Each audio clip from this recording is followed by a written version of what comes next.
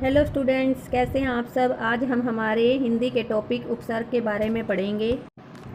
उपसर्ग किसे कहते हैं, स्पष्ट कीजिए।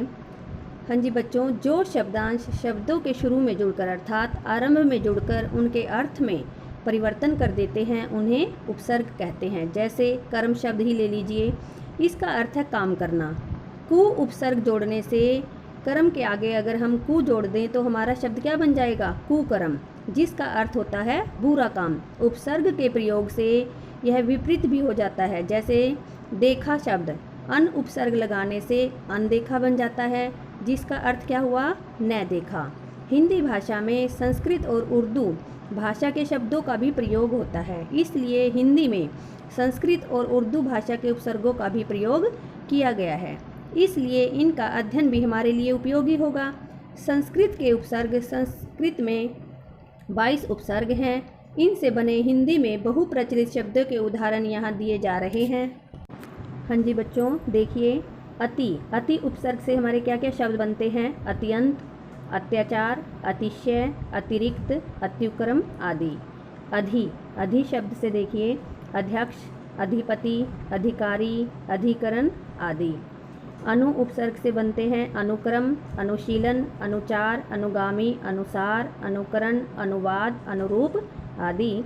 अप उपसर्ग से बनते हैं अपवाद, अपव्यय, अपकर्ष, अपहरण, अपशब्द, अपयश, अपमान आदि। अभि उपसर्ग से बनते हैं अभियान, अभिभावक, अभिशाप, अभिप्राय, अभियोग, अभिनव, अभ्युदय, यानी कि अभि प्लस उदय, अभ्युदय, अभि प्लस मान, अभिमान, अभिलाषा आदि। आ उपसर्ग से आरक्त, आकाश, आजन्म, आरंभ, आकर्षण, आक्रमण, आदान, आचरण, आजीवन, आ प्लस रोहन, आरोहण, आमुख और आमरण आदि। उत शब्द से देखिए उत्साह, उत्कर्ष, उत्तम, उत्पन्न, उत्पत्ति, उद्देश्य, उन्नति, उत्कंठा। अव उपसर्ग से देखिए अवगत, अवनत, अवलोकन, अवतार, अवशेष, अवगुण, अवज्ञा, अवरोहण आदि। उप उपसर्ग से देखिए उपदेश, उपकार, उपमंत्री, उपनिवेश, उपनाम, उपवन, उपस्थित, उपभेद आदि। दुह और दुस से बने शब्द देखिए, दुह से दुर्वस्था, दुर्दशा, दुर्लभ, दुर्जन, दुराचार, दु प्लस आचार, दुराचार। दुस से देखिए दुष्कर्म, दुस्साध्य, दुस्साहस आदि। हाँ जी बच्चों, आगे देखिए नी उपसर्ग से क्या क्या बनता है, निकृष्ट, निपात, नियुक्त, निवास, निमग्न, निषेध, निर्मल, निर्विकार। निस उपसर्ग से निस्तेज, निशंक, निसंदेह, निष्कलंक। परा, पराजय, परिवर्तन, पराधीन, पराभव। परि शब्द से परिपूर्ण, परिच्छेद, परिवर्तन, परिक्रम। प्र उपसर्ग से प्रताप, प्रयत्न, प्रबल, प्रसिद्ध, प्रसन्न, प्रचार, प्रस्थान, प्रगति आदि। प्रति से प्रतिपल, प्रत्येक, प्रतिदिन, प्रतिशोध, प्रतिकूल।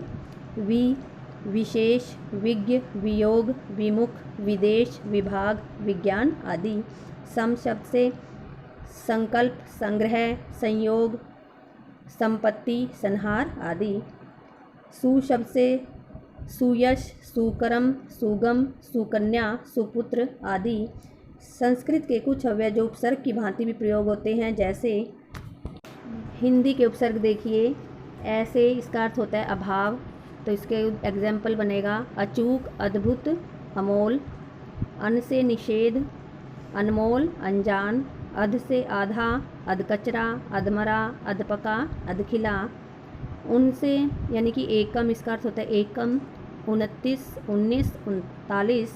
कु का अर्थ होता है बुरा, कुचाल, कुकर्म, कुटिल, कुपुत्र, कुसंगति। पर का अर्थ होता है दूसरा, परलोक, परवश, परहित, परोपकार। नी का अर्थ होता है रहित, निठल्ला, निहत्था, निपुण, निडर। भर का अर्थ होता है पूरा, भरपाई, भरपूर, भरपेट, भरसक। सु का अर्थ होता है अच्छा, सुसंस्कृत, सरस, सुनीति, सगुन आदि। हाँ जी बच्चों, अब उर्दू के उपसर्ग देखिए। बै उपसर्ग से क्या बनता है, बदौलत, बतौर, बखूबी, बनाम। बा से बाइज्जत, बाकायदा, बे बेरहम, बेईमान, बेचारा, बेदाग।